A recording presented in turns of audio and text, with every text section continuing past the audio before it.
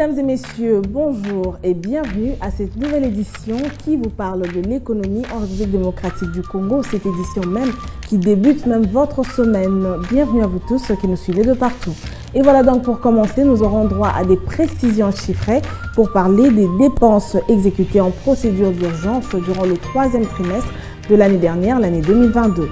Nous reviendrons par après pour un dossier sur ce plateau qui revient sur ce score positif avec un recul de la corruption constaté ici dans notre pays, la République démocratique du Congo. Les détails, nous les aurons avec Benita Mouini. Les analyses, bien sûr, et entrée à l'économie, Patrick Bomboka nous en fera dans la chronique du jour. L'édito du jour, c'est après les nouvelles en bref. Suivez.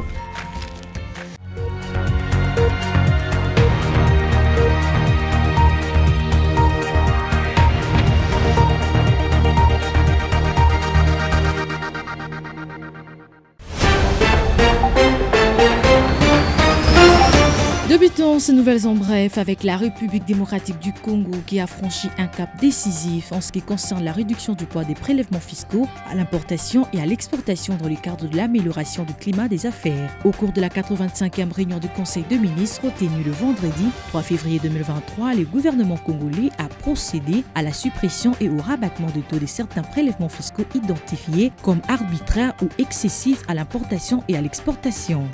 Autre information, la tendance générale de produits agricoles et mini-forestiers exportés de la République démocratique du Congo est stable sur le marché international pour la période allant du 6 au 11 février 2023. D'après les projections des experts de la Commission nationale de mercurial du ministère du Commerce extérieur, seul le café Arabica devrait enregistrer une légère hausse de prix cette semaine à 3,16$ le kilogramme contre 2,83$ le kilogramme la semaine dernière, soit un surplus de 0,33$ américains. Poursuivons ces informations avec Arisa Shipyard SL, une société espagnole, et les établissements congolais Yetu, en partenariat avec la société turque Pirlan Shipyard, viennent de gagner les marchés pour la construction et les livraisons de bateaux de pêche industriels neufs à la République démocratique du Congo. C'est ce qu'a annoncé un communiqué publié le 6 février 2023 par le service du ministre de Pêche et Élevage, Adrien Bokele. La source renseigne que ces marchés ont été gagnés à l'issue de la procédure des passations de marchés publics menée conjointement entre le ministère de Pêche et Élevage et la Direction générale du contrôle de marchés publics. Avant de finir, signalons un communiqué conjoint ARCA-DGDA conformément au prescrit de la loi numéro 15/005 du 17 mars 2015 portant code des assurances en ses articles 125, 231, 236 et 237. L'autorité de régulation et de contrôle des assurances ARCA en sigle et la Direction générale des douanes et accises annonce le lancement du contrôle de l'assurance des facultés à l'importation et de l'assurance frontière de le mercredi 1er mars 2023 sur toutes les frontières du territoire national. À cet effet, elle prie toute personne concernée directement ou indirectement par les deux assurances mentionnées de bien vouloir se rapprocher des deux institutions précitées en cas de besoin d'informations spécifiques. Et pour finir, les efforts fournis par le gouvernement congolais dans l'exécution de la dépense publique au troisième trimestre ont permis de baisser le ratio des dépenses en urgence situé à 19,3% au second trimestre à 9,92% au troisième trimestre 2022. Ainsi, en procédure d'urgence, le gouvernement de la RDC a dépensé plus de 588,915 milliards de francs congolais, soit 292,7 millions de dollars américains au troisième trimestre de l'année 2022. C'est ce que renseignent les rapports du ministère des Finances sur les dépenses publiques exécutées en procédure d'urgence au cours de la période précitée. Plus de détails sur ZooMeCopanet.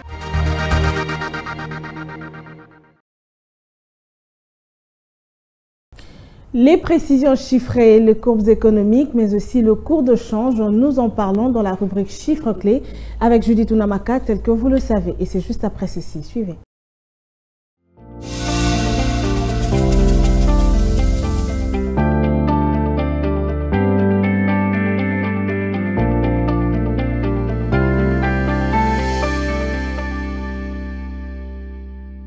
Les précisions chiffrées, nous les avons avec vous. Judith, bienvenue. Merci. Alors, le cours de change, le marché officiel et parallèle, on va commencer par là.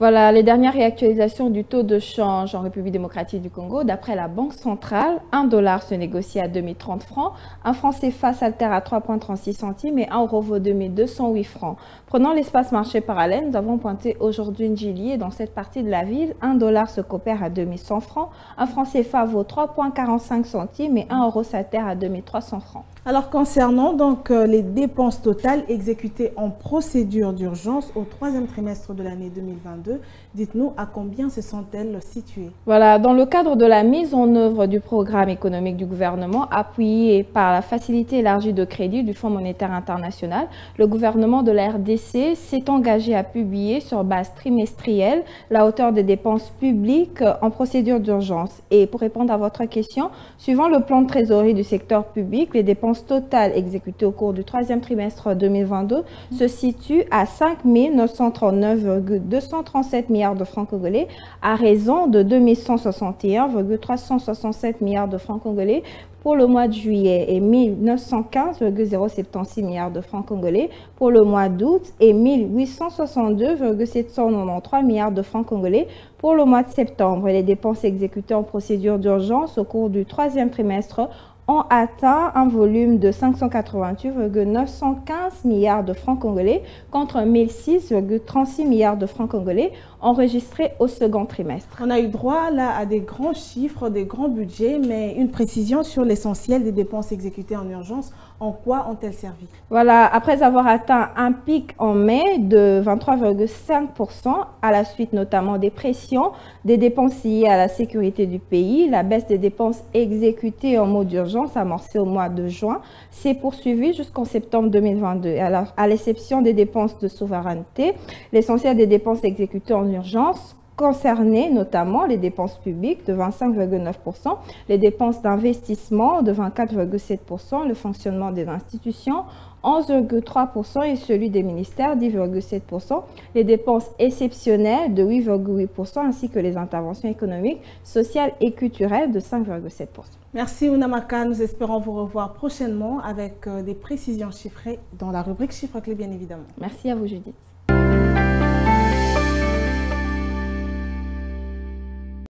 La République démocratique du Congo enregistre un score positif avec un recul de la corruption. Et pour en parler, nous recevrons sur ce plateau Benita Mouini. Suivez.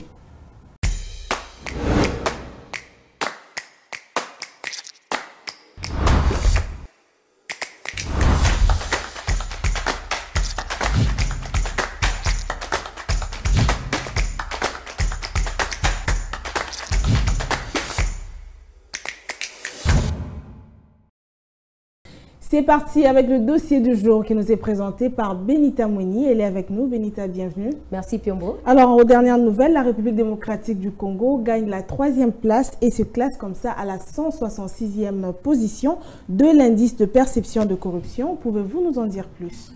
Voilà, dans son dernier rapport sur l'indice de perception de la corruption, Transparency International situe la République démocratique du Congo à la 166e place du classement sur 180 pays et territoires, soit plus 3 places par rapport à l'an dernier avec un score positif. La République démocratique du Congo poursuit sa progression et démontre par ses scores le recul de la corruption dans le pays. Alors c'est déjà un grand pas qui a été fait en République démocratique du Congo, ça on peut se le dire. Dites-nous alors quelles sont les actions qui ont été déployées pour arriver à matérialiser ces avancées positives. Voilà, c'est déjà un grand pas qui a été fait dans le pays tel qu'on peut le comprendre. Alors, pour l'APLC, ces avancées qu'elle qualifie de significatives n'auraient pu se matérialiser sans les actions déployées par les différentes institutions qui luttent contre la corruption et la mise en œuvre des dispositifs innovants. Il s'agit notamment du mécanisme de dénonciation en ligne via le site web www.apelc.cd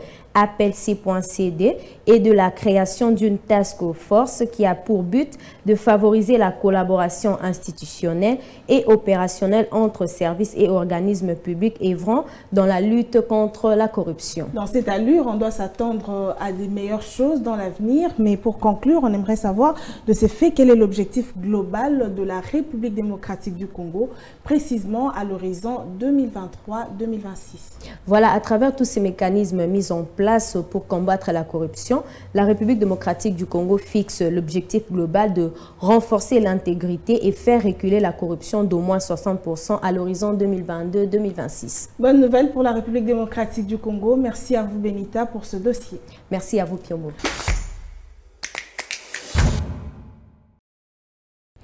Et à présent, nous allons à nouveau revenir sur ce changement du CECOP en DINACOP. Et pour ce faire, nous aurons en duplex le directeur national du CECOP, M. Papi Mangobé, qui est déjà avec nous. M. Papi, bienvenue.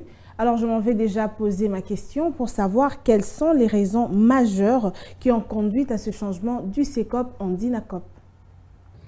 Ce que l'on doit retenir de cette décision que vient de prendre son Excellence Monsieur le ministre, c'est qu'il y a deux raisons majeures qui ont conduit l'autorité à cette décision. La première, c'est le souci de clarifier de manière non équivoque le rôle que joue le ministère de l'EPST au travers de son service technique, le CECOP, dans le processus du paiement des salaires des enseignants et de frais de fonctionnement des établissements scolaires publics. Le CECOP n'est pas une banque. Le CECOP ne paye pas les enseignants. La paye des enseignants, elle est assurée par les opérateurs de paye qui sont les banques commerciales et Caritas Congo. Le rôle que joue le CECOP, c'est celui de préparer la paye des enseignants par l'élaboration mensuelle des listes des enseignants éligibles à la paye. Ça, c'est d'une part. La deuxième raison, c'est que, au regard de l'importance des missions assignées au service de contrôle et de la paye des enseignants, et surtout du volume des tâches lui dévolues, il était nécessaire de lui doter une structure à même de lui permettre d'accomplir toutes ces missions ô combien importantes avec beaucoup d'efficacité et d'efficience.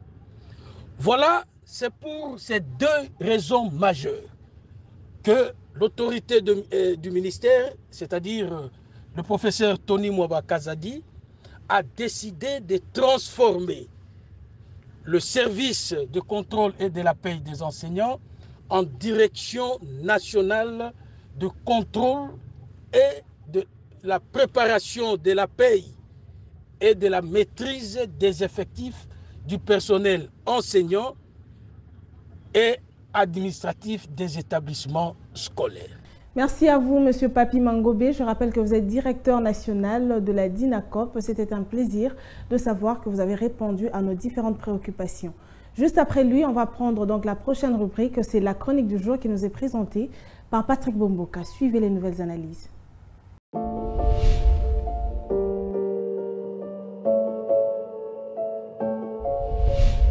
Bonjour. Le développement de l'industrie locale est confronté à la pénurie d'électricité en République démocratique du Congo.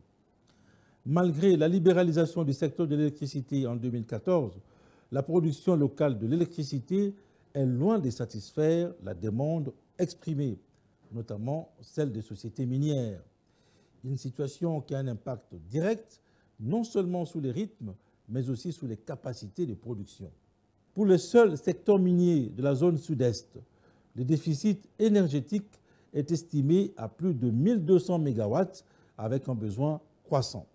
Toutefois, depuis 2014, il s'observe un développement des projets énergétiques des sociétés privées telles que Kipai Sombwe qui achève la construction d'une centrale de 120 MW, Tembo Power 60 MW, Great Lake Energy 900 MW et Luapula 800 MW qui permettront de réduire les déficits actuels et projetés en injectant près de 1700 MW dans les réseaux d'ici à 2030. Plusieurs autres projets vont également dans le sens des efforts entrepris pour réduire les déficits en énergie électrique. Il s'agit en l'occurrence de Sokodé, de Nourou, Virunga Energy, Énergie du Nord Kivu, Perenco Rep et tant d'autres. Bref, l'évolution de la production de l'énergie électrique au niveau national a connu un retard considérable.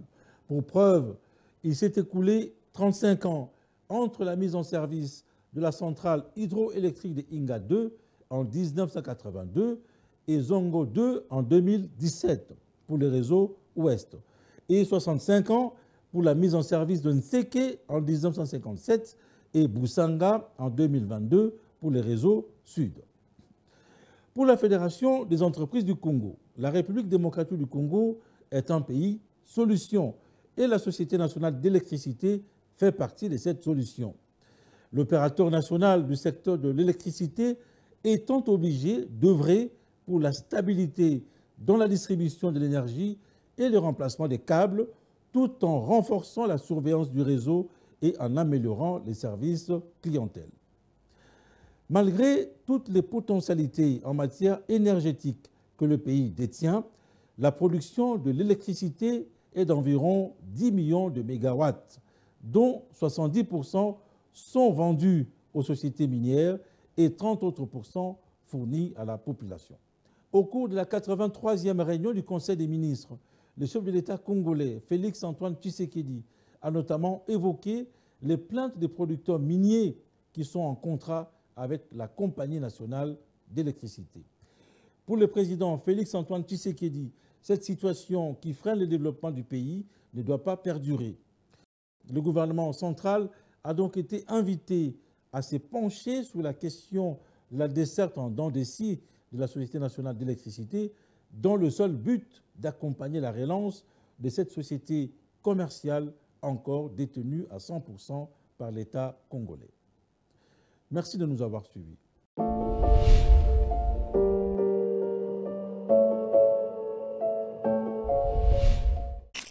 Suivez-moi tout le jour à travers Zoom Wende sur Zoom Eco Live. Abonnez-vous sur notre chaîne YouTube.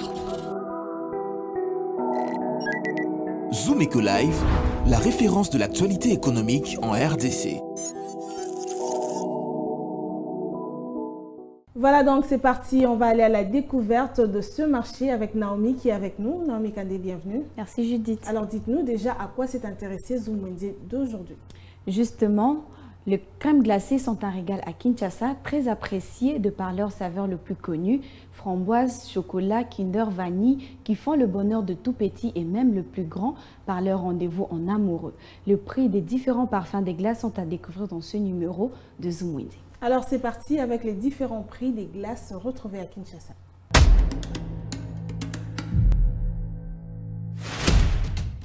Commençons avec un mini pot de glace qui coûte 2 $. Un cornet de parfum de glace revient à 4 $. Celui de 2 parfums à 5 $. Vous pouvez aussi vous procurer 3 parfums à 7 $. Passons au menu barquette. Pour un pot de 500 ml, le prix se fixe à 9 $. Celle de 75 ml coûte 13 $. Une barquette de glace de 1000 ml coûte 17 $. Une barquette de 1500 ml revient au prix de 23 $. Pour les amoureux de cornets des glaces, le prix se fixe à 5000 francs pour un parfum au choix. Un cornet avec 2 glaces au choix coûte 9000 francs. Un pot de glace de 100 grammes coûte 4500 francs. Un pot de 150 grammes se vend à 6500 francs. Celui de 200 grammes, le prix se fixe à 7500 francs. 300 grammes à 11 000 francs. Un pot de 500 grammes se vend à 18 000 francs. Et pour enfin finir, un pot de glace de 1 kg se vend à 34 000 francs pour un parfum au choix.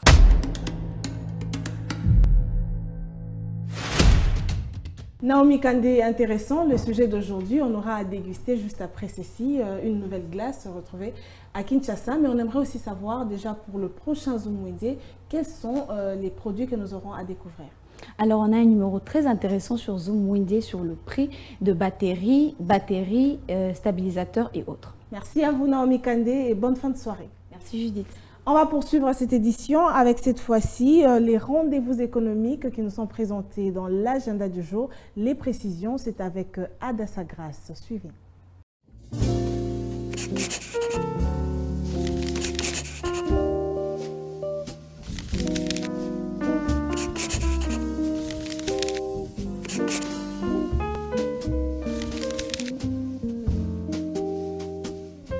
Bienvenue à l'agenda. Voici les rendez-vous du jour.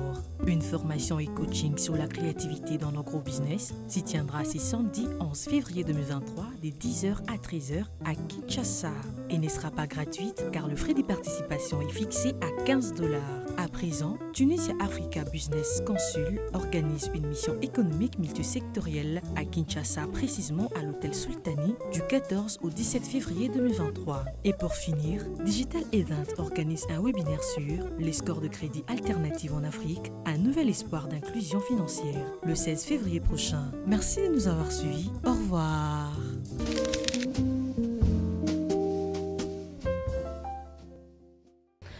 On va conclure cette édition avec la rubrique Article 15 qui nous parle de la débrouillardise en République démocratique du Congo et c'est tout de suite. Débrouillard jamais, jamais, jamais. Débrouillard jamais, jamais, jamais. Débrouillard jamais.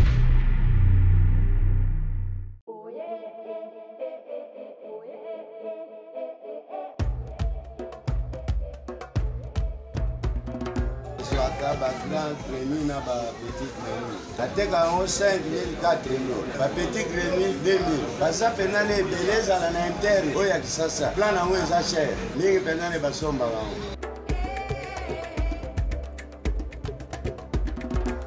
Bandana bani musala o déjà na kopiti 7 ans. Avantage eza na minerval ya bana. Ko bomusandaku tamu susu beli kambuko kweya. En tout cas, les chefs, pour banda du premier tir au 30, na vivre à peine du tout.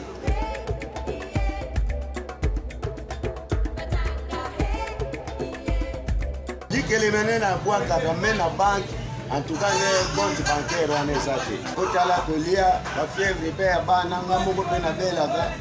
En tout cas, moi je tiens la banque est donc les moyens de vivre na mokuse.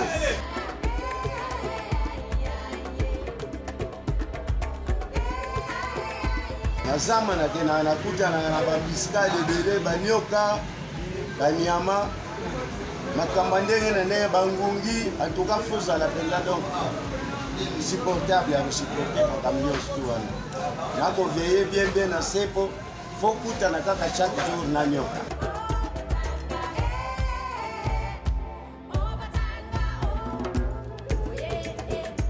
soki to koma ko sala boye pour accompagner Zate, pour accompagner Kangami, pour accompagner Zate, Anjamba apesi kama yele ya kuzaba, Madreni.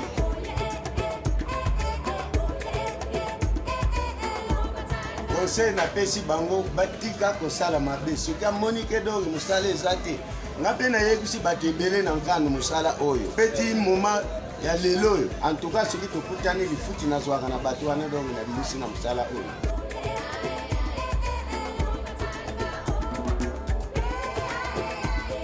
Musala na salaka isengeli fona za na arme penzalu oye bombe makanga na bazambo kona kutana na banyama zamba mwago bomaye zate po mundu kezate bakosala na mundu oya biso ya chasse oya leta teme oya biso na biso ka ba civil.